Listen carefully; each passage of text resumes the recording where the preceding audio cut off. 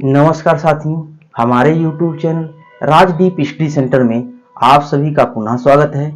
पिछले दिन हम लोगों ने लाभ हानि संबंधित प्रश्नों पर चर्चा शुरू की थी। आज उसी कड़ी में हम लोग कुछ अन्य महत्वपूर्ण प्रश्नों पर चर्चा शुरू करते हैं। हमारा एक फार्मूला दिया गया है, जब कुछ वस्तुओं का क्रय मूल्य कुछ अन्य वस्तुओं के विक्रय मूल्य के बराबर हो तो सौदे में प्रतिशत लाभ या हानि कैसे ज्ञात करते हैं। जब मतलब क्रय मूल्य और विक्रय मूल्य के बराबर दिया गया हो तो क्या करेंगे, सबसे पहले ज्ञात करने के लिए क्रय वस्तुओं की संख्या ज्ञात कर लेंगे। उसके बाद में माइनस विक्रय वस्तुओं की संख्या बटे विक्रय वस्तुओं की संख्या और गुणे 100 कर देंगे। और तो उसके बाद में हम लोग लगा सकते हैं आराम से इस प्रकार के प्रश्नों को। अब देखिए प्रश्न दिया गया, एक दुकानदार ने जितने रुपए में 20 कलमें खरीदी उतने ही रुपए में 15 कलमें बेची। दुकानदार को कितने प्रतिशत लाभ या हानि हुई। तो सबसे पहले क्या करेंगे, क्रय वस्तुओं की संख्या हमारी कितनी दी गई है, क्रय वस्तुओं की संख्या कितनी दी गई है 20 माइनस विक्रय वस्तुओं की संख्या हमारी कितनी दी गई है 15 बटे फिर दिया गया है विक्रय वस्तुओं की संख्या यानी 15 गुणे 100 बराबर कितना हो जाएगा, ये 5 बटे 15 गुणे 100, 5 तिहाई 15 बराबर 100 बटे 3। इसका मतलब क्या हो गया, 3 तिहाई 9, 3 तिहाई 9, 1 बटे 3%। इस प्रकार के प्रश्नों में हम सबसे पहले यही करेंगे कि क्रय वस्तुओं की संख्या माइनस विक्रय वस्तुओं की संख्या और बटे विक्रय वस्तुओं की संख्या और गुणे 100 कर देंगे। इस प्रकार के प्रश्न हमारे आसानी से हल हो जाएंगे, क्योंकि इस प्रकार के प्रश्न परीक्षाओं में बहुत पूछे जाते हैं। एक हमारा अगला प्रश्न दिया गया है, एक बनिया जिस मूल्य पर 25 वस्तुएं क्रय करता है उसी मूल्य पर 18 वस्तुएं विक्रय करता है। बनिया का लाभ प्रतिशत हानि प्रतिशत ज्ञात कीजिए।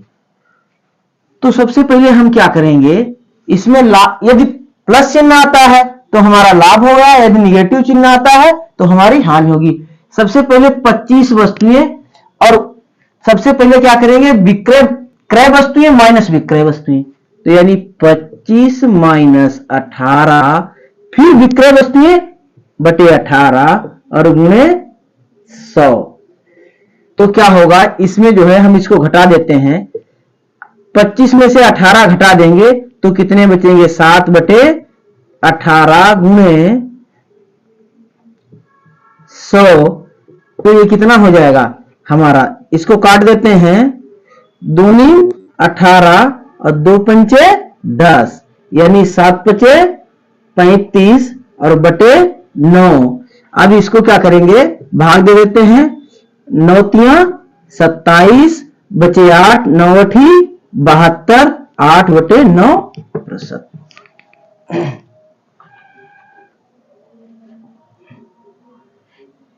एक हमारा प्रश्न दिया गया है, रहीम ने कुछ संतरे इस प्रकार खरीदे बेचे कि 40 संतरों का क्रय मूल्य 50 संतरों के विक्रय मूल्य के बराबर है।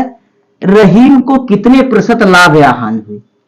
तो सबसे पहले क्या करेंगे, इसमें क्रय वस्तुओं की संख्या माइनस विक्रय वस्तुओं की, तो इसमें कितना हो जाएगा 40 माइनस 50 बटे विक्रय वस्तुओं की होती है तो 50 गुणे 100। इसमें से घटा देते हैं, कितना बचा माइनस 10 बटे 50 गुणे 100। ये जीरो काट देते हैं, ये जीरो काट देते हैं, 5 एकम 5 दूनी 10 यानी माइनस का 20% हानि। यदि प्लस चिन्ह आता है तो हमारा लाभ होगा, यदि माइनस चिन्ह आता है तो हानि होगी।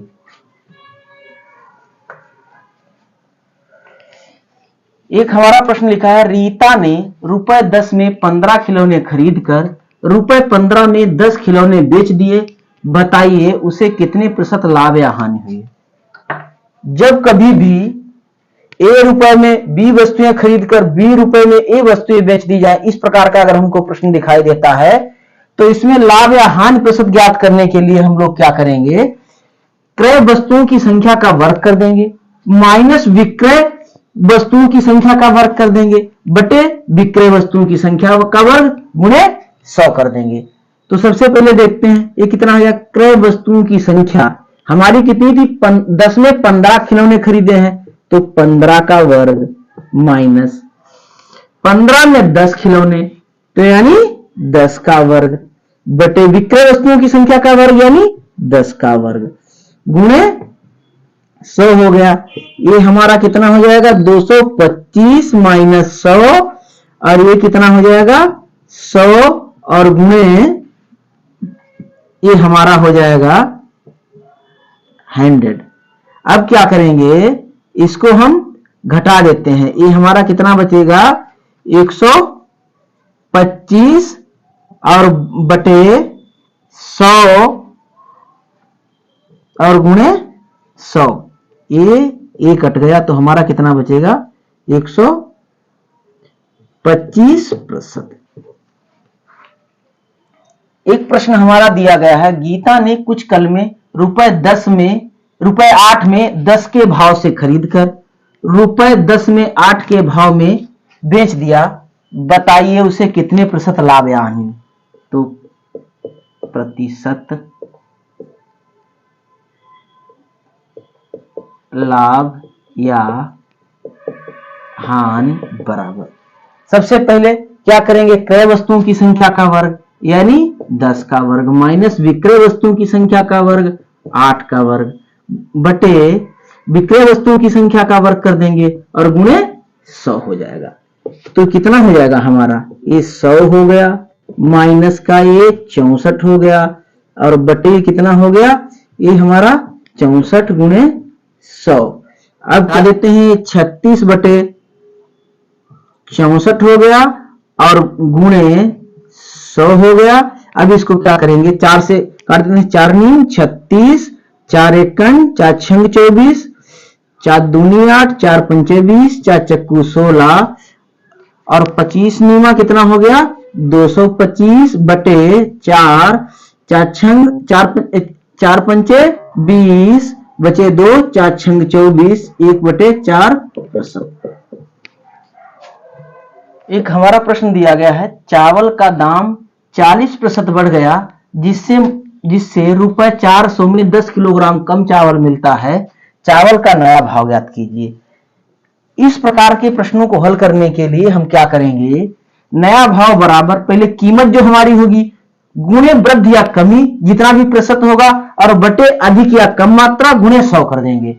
अगर पुराना भाव ज्ञात करना हो तो क्या करेंगे कीमत गुणे प्रतिशत वृद्धि या कमी बटे क्या करेंगे अधिक या कम मात्रा गुणे 100 वृद्धि या प्रतिशत कमी। तो सबसे पहले इसमें क्या कर रहा है नया भाव पूछ रहा है, तो नया भाव बराबर कह रहा कीमत हमारी कितनी थी 400 है गुणे प्रतिशत वृद्धि या कमी कितना है 25 है बटे दिया है अधिक या कम मात्रा कितना 10 गुणे 100। इसमें क्या करेंगे ए जीरो काट दिए 5 दूनी 10 और ये कितना हो गया 25 और 2 दूना 4 यानी 5 दूनी 10।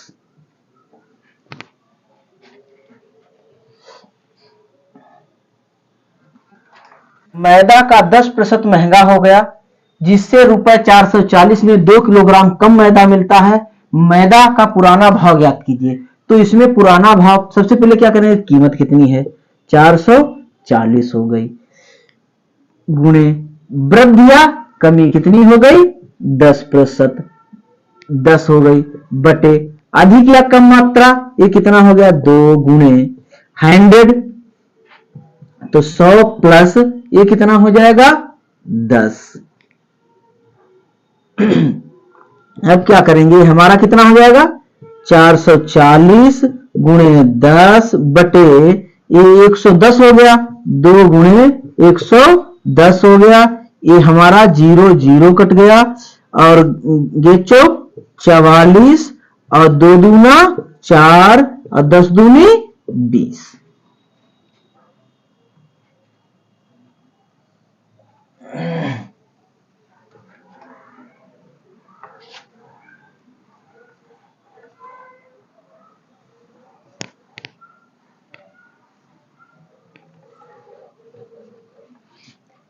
इस प्रकार हम लोगों ने लाभ हानि संबंधित कई महत्वपूर्ण प्रश्नों पर चर्चा की और उनकी सूक्ष्म विधियों को भी देखा। और हम लोग क्या करेंगे, अब अगले दिन कोई नया चैप्टर पढ़ेंगे। बस आज की क्लास में इतना ही। आप लोग हमारे चैनल को लाइक, शेयर, सब्सक्राइब जरूर करें। नमस्कार।